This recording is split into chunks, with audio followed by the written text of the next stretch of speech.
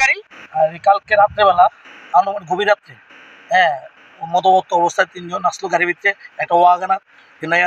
রাত্রেবেলা বিরাট একটা আওয়াজ হয়েছে। রাত্রে আমরা বাড়ি বাড়ির ভিতরে উল্টাই পুল্টাইয়া পড়িয়া পড়ছে গাছের লোক। গাছের লোকে। মনোমনিক তার 3 জন হলো অজয় পাল, আর সুদীপ্ত দাস, আর আরেকজন আছে, ঠিক আছে। গভীর রাতে, ঠিক আছে, দাঁড়াতেই পারতেছে না। আর এরা আর বিরাট বড় আকার ধারণ করে সত্যি চতুর্থ রাস্তার মধ্যে বিরাট বড় এবং একটা ভয়ঙ্কর আকার ধারণ করল, ঠিক আছে। তো এই অবস্থা কি, আর প্রত্যেকদিন ফেস্টিভ্যাল এলাকা যে যান দুর্ঘটনা বাড়তেছে দিনের দিন, ঠিক আছে। তো কল্পনা জানেনই, এই কয়েকদিন ধরে এক অ্যাক্সিডেন্ট হতেছে সোহেলামিতে।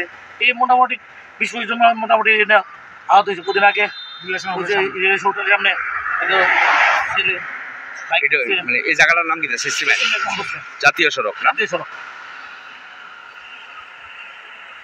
আর বিশেষ করে সবজি দোকানটি আছে না, বিশেষ করে সবজি দোকানে যে থাকে মানুষের দাঁড়ায় গাড়ি দাঁড়ায় মেন রোডে দাঁড়ায় তুলে না, এটা হলে আরো বেশি ক্ষতি হয়, বুঝছেন না। ওই মানুষের রাস্তায় ক্রস করতে গেলে এটা আরো দূরে যাওয়া। প্রশাসন, পুলিশ প্রশাসন দেখে না যে সবজি তো কিছু উপায় তারা খুঁজতাম, তারা